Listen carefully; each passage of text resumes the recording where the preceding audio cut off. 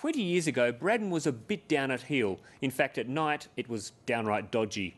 Wind forward to today, though, and you have a suburb that's rather trendy, much more bohemian than bogan.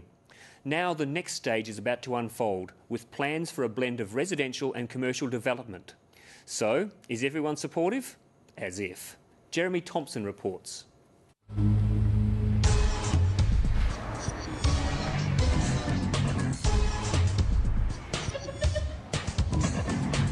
If any suburb represents the way Canberra is changing and changing fundamentally, it's the suburb of Braddon, touching on the city's north.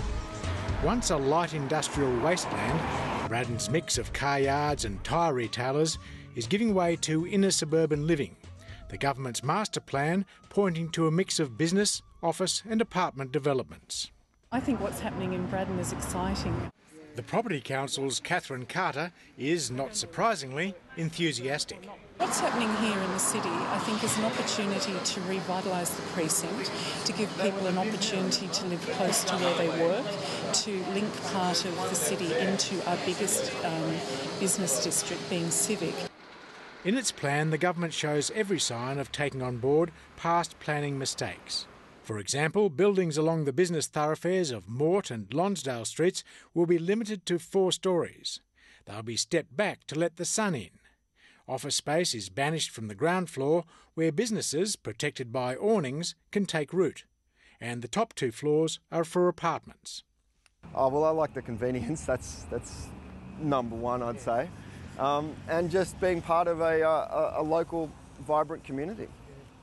Justin Ryan owns a business in Lonsdale Street and, like many people, was attracted here by the very fact Braddon is not developed.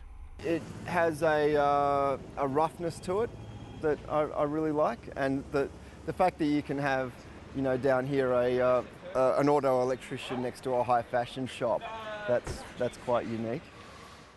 Justin is not anti-development, far from it. But like others, he's concerned that the very things that make Braddon attractive may be in jeopardy. Take the Alara Street flats, for example. Built well over half a century ago to house the staff of the German embassy, it huddles below an enormous apartment block. Is there a danger that this block might be knocked down? Yes, there is. I've lived here 10 years and that's always been on the cards. And, you know, we always get frightened when we see the men with suits coming around. You know, we all run and hide. Actor Emma Strand sees Braddon as an emerging arts enclave, a place where artists of all kinds, attracted by low rents, have made Braddon the interesting, slightly bohemian place it is today. In the 10 years I've lived here, there's just been such an interesting array of characters that live here. There are a lot of artistic people. There's been photographers, writers, jazz singers, I'm an actor, artist, lots of artistic people. Emma believes this block should be protected with a heritage listing. Each flat is different, unique kitchens and bathrooms, and in her flat, mementos of long ago partying. The embassy workers left wine and beer stickers on the back of a cupboard door. I remember I used to work here in Braddon and I used to look at this block and think, I want to live in this place. And then luckily one of the girls that worked in the hair salon lived here and she left. There were 8 generations of hairdressers that lived in this flat. And I got it. And it's amazing the amount of people that walk past, look up and say a similar thing. You know, I've always loved this block. I've always wanted to live in this block. And her fear is that if blocks like this one are demolished, the artistic community will be cast to the wind. If I had to leave here, I probably couldn't afford to live anywhere else in this inner city area. And I would actually consider leaving Canberra because the idea of having to go out to Tuggeranong or Gungahlin is horrifying to me because I wouldn't be around my community, I wouldn't be around these artistic people, and that to me would be death. But is Braddon really an artistic enclave? That seems to be a matter of debate. In my opinion and through my own observation, I think Canberra's cultural community has never been stronger. If you look at particularly the New Acton precinct, there's a lot of artistic work that goes on there. A lot of it's really an artistic works, music and cultural hub. I've never seen the Belconnen and Tuggeranong arts communities stronger. We have precincts around the Street Theatre and the Childers Street precinct.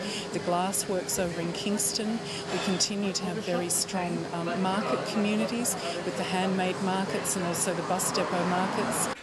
I don't know if I would say that it is actually an artist enclave. I would say that the Canberra community has aspirations for it to become an enclave. And one of the important points is, will that actually happen?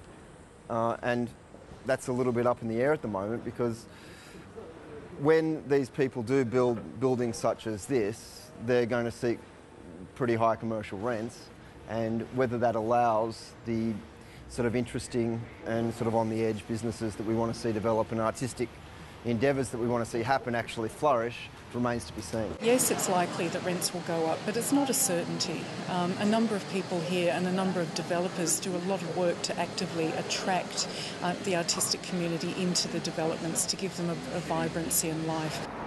There may well be debate about the direction and pace of change, but change is happening, and it's happening now. You know, I don't think it's going to be this rapid transformation where we just see Braddon just transform overnight. It is going to be a process which probably takes 5 or 10 years. And there's at least one resident who hopes Justin's forecast is right. What have you got on the boil at the moment? I think I'm going to write a film. I'm going to keep writing, write a movie, make some lamps, do some spiritual healing, whatever it takes to make a buck and hopefully stay in this area.